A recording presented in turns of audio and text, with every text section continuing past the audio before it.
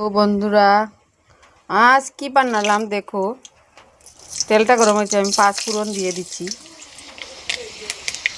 তারপরে আমি অল্প পেঁয়াজ কুচি দিয়ে দিচ্ছি।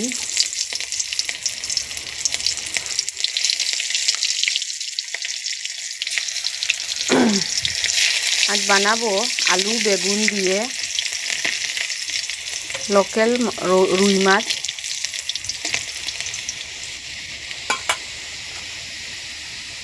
তারপরে আমি হলুদ বাটা লঙ্কা বাটা দিয়ে দিলাম।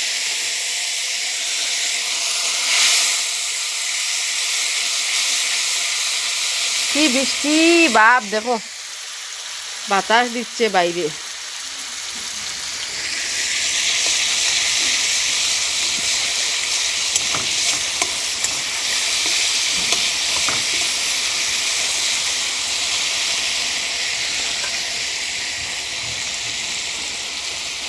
আমি সবজিগুলো দিয়ে দিব, আলু আর বেগুন,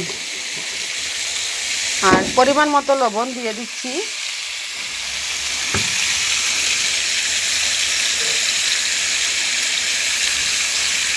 একটু নাড়াচাড়া করব। বন্ধুগণ, আমার রেসিপি আলু বেগুন রেসিপি হয়ে গেছে। দেখবেন অসাধারণ লাগে খেতে। এইভাবে বানিয়ে ফেলবেন, খেয়ে দেখবেন। রাখছি।